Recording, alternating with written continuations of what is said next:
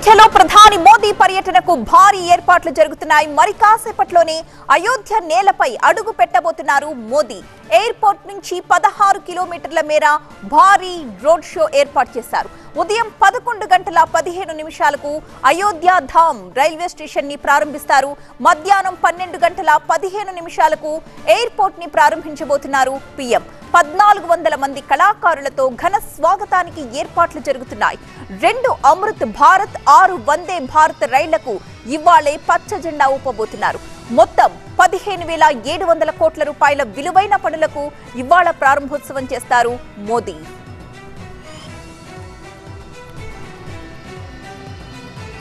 అయోధ్యలో ప్రధాని మోదీ టూర్ కి సంబంధించిన కంప్లీట్ షెడ్యూల్ ని వివరించడానికి మా ప్రతినిధి మహాత్మా లైవ్ లో సిద్ధంగా ఉన్నారు. మహాత్మా,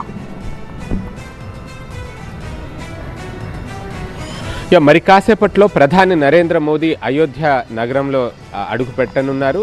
కొత్త ఇంటర్నేషనల్ ఎయిర్పోర్ట్ అక్కడ నిర్మితమైంది. అక్కడే ఆయన దిగుతారు. కాకపోతే దిగిన వెంటనే ఆ ప్రారంభోత్సవం అక్కడ కాదు, మొదట అయోధ్య ధామ్ రైల్వే స్టేషన్ ఆయన ప్రారంభించబోతున్నారు. అయోధ్య రైల్వే స్టేషన్ పేరుని మార్చి అయోధ్య ధామ్గా మార్చడమే కాదు, మొత్తం అధునాతన సౌకర్యాలతో అక్కడికి వచ్చే భక్తుల రద్దీని దృష్టిలో పెట్టుకుని రీడెవలప్మెంట్ చేశారు. ఆ రీడెవలప్ చేసిన రైల్వే స్టేషన్ని 11:15 ఆయన ప్రారంభిస్తారు.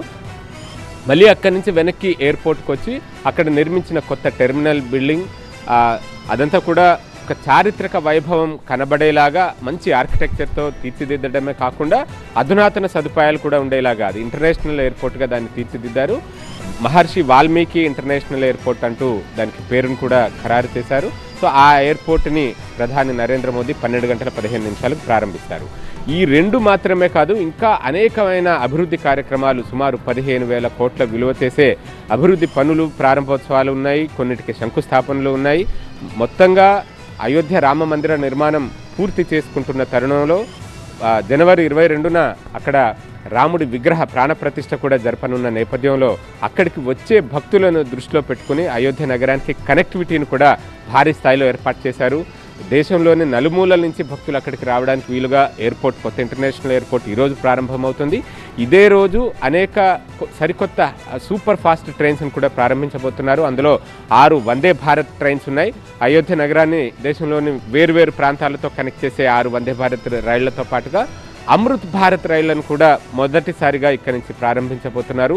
ఇవి వందే భారత్ ట్రైన్స్ తరహాలోనే సూపర్ ఫాస్ట్ ట్రైన్స్, కాకపోతే స్లీపర్ అరేంజ్మెంట్స్ తోటి నైట్ ట్రావెల్కి వీలు కల్పించే ఈ అమృత్ భారత్ రైళ్లను కూడా అయోధ్య నగరం నుంచి దేశంలోని వివిధ ప్రాంతాలకు కనెక్ట్ చేస్తూ ప్రారంభించబోతున్నారు. అయోధ్య నగరానికి వచ్చే భక్తులకు సదుపాయాలు కల్పించడం కోసం అక్కడ అనేక రకాల ఇతర భవనాలను సైతం నిర్మించారు. అంటే వసతి కోసం, ఇప్పుడు అన్ని ట్రాన్స్పోర్టేషన్ గురించి ఇప్పటిదాకా చెప్పుకున్నాం. వచ్చిన వాళ్ళు అంత పెద్ద సంఖ్యలో వచ్చే వాళ్ళు ఉండడానికి తగిన వసతి సదుపాయాలు ప్రైవేట్గా కావచ్చు, ప్రభుత్వ పరంగా కావచ్చు, ఎన్ని ఏర్పాటు చేయాలి ఏంటి అనే దాని మీద కూడా అన్ని రకాల ఏర్పాట్లు చేశారు. పూర్తిగా సర్వాంగ సుందరంగా అయోధ్య నగరం ముస్తాబైంది. ఎయిర్పోర్ట్ నుంచి రైల్వే స్టేషన్కి వెళ్ళే 15-16 కిలోమీటర్ల మార్గం అంతా కూడా పూర్తి స్థాయిలో సుందరంగా సిద్ధం చేయడమే కాదు, ఇప్పటికే పెద్ద సంఖ్యలో జనం వచ్చి ప్రధాని రాక కోసం ఎదురు చూస్తున్న వాతావరణం, కోలాహలం అక్కడ కనిపిస్తోంది. Right, thank you.